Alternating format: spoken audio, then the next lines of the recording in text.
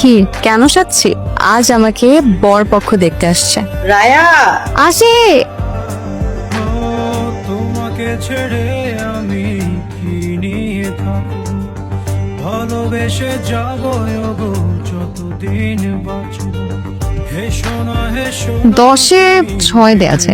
না না please 10-এ at least 12 deserve করেন আপনি। না না, আমি তো আপনাকে মার্কিং করেছি। 10-এ 6 এর বেশি পান না। নার্ভাস হলে আমার একটু হিচকিউ। আপনার নাম্বারটা দিন। মিস কল পর্যন্তই থাকুক, মিসেস হওয়ার সুযোগ নাই। এ বিয়ে ক্যান্সার। আন্টি মাস্টার্স পাস মেয়ে ছাড়া বিয়ে দেবে না।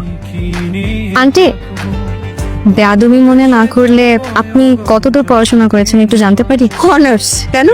আপনি নিজেই তো মাস্টার্স পাস করেননি, অথচ ছেলের জন্য বউ খুঁজছেন মাস্টার্স পাস করার। বিষয়টা একটু কেমন হয়ে গেল না? বিষয়টা একদমই নর্মাল। আমার বড় মেয়ে এবং বড় মেয়ের জামাই দুজনই মাস্টার্স পাস।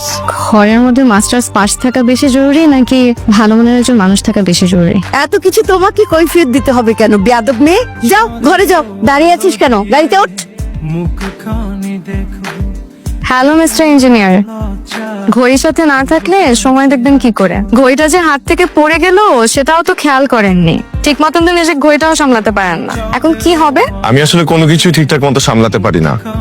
এই কারণে আমার মা আমার জন্য বউ দেখছে, যাতে ঘর থেকে শুরু করে পুরো জীবনটাই সামলে নিতে পারি। ঘড়িটা না আমার খুব প্রয়োজন। আমরা কি কাল একটাবার দেখা করে ঘড়িটা ফেরত নিতে পারি? কালকে কেন, এখনই আসি। মানে এখন তো অনেক রাত। হ্যাঁ, আমি এখনই আসছি। কি ভয় পেলেন নাকি? ভয় পাবো কেন? আপনি পুতলা পেতনি যে ভয় পাবো, তবে আপনাকে দেখে ভয় না, অন্য একটা কারণে বুক কাঁপে। আপনি তো সফটওয়্যার ইঞ্জিনিয়ার, ভেবেছিলাম মাউসে চাপ না দিলে আপনার সফটওয়্যার কাজই করবে না, কিন্তু এখন তো দেখছি উল্টো। আপনার চিমটিতে জোর আছে দেখছি। রাজশাহীর মেয়ে, নরম ভেবেছিলেন? চিমটিতে তো জ্বর থাকবেই। আপনার ফ্যামিলি তো আমাকে রিজেক্ট করলো, কিন্তু আপনার আমাকে কেমন লাগলো সেটা তো বললেন না। Hot What? Hot Oh, Your smile is very sweet. তাই এই নিন আপনার ঘড়ি। Thank you so much. You're welcome. এটাই কি আমাদের শেষ দেখা? কি যে ভালো লাগছে। হাই। আপনি কি সব নিয়ম উল্টে ফেলবেন নাকি? মানে আমি এতদিন জানতাম যে ছেলেরা মেয়েদের জন্য ওয়েট করে, আমার ক্ষেত্রে তো দেখছি উল্টো হচ্ছে।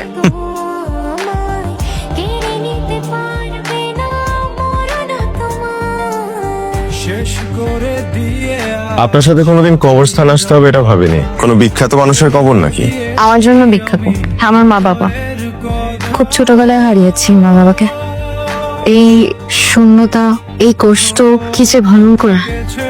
তখন থেকে সপ্তাহে একবার হলেও এখানে আসি, মা বাবার কবরের সামনে দাঁড়িয়ে থাকে। মনে হয় তারা আমার পাশেই আছে, আমাকে দেখে রাখছে। আমাদের বাবা মারা সারা জীবন থাকবে না, এটাই বাস্তব। এটা মেনে নিতে হবে আমাদের, যেমন করে আমার বাবা।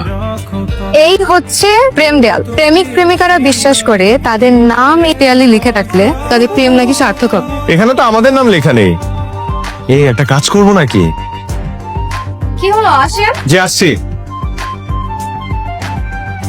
তোদের দুজনকে যে খুব মানাবে এটা কিন্তু আমি প্রথম দিনই বুঝতে পেরেছিলাম। ভাইয়া সিরিয়াসলি বলতেছি, তুই না আমার বিয়েটা করেই দিতে হবে। মা হয়তো প্রথম দিকে একটু রাগ করবে, বাট পরে আস্তে আস্তে সব ঠিক হয়ে যাবে। তাই তুই মাকে চিনিস না? মা শুধু রাগ করবে না, মা এটা জানলে আমাদেরকেই ছেড়ে চলে যাবে। আমি মাকে কষ্ট দিতে চাই না, আবার আমি রায়কে ছাড়াও থাকতে পারবো না। রায়কে ছাড়া থাকতে হবে না, রায়কে নিয়েই থাকবি। দরকার হলে আমি নিজে রায় আপুকে বোঝাবো। দেখ ভাইয়া, কিছু সিদ্ধান্ত কিন্তু তোকে নিজেকেই নিতে হবে। হইছে, এখন আর এত দুঃখে দুঃখে মুখ করে থাকা লাগবে না। আমি কি সাদে দুঃখে দুঃখে মুখ নিয়ে বসে আছি?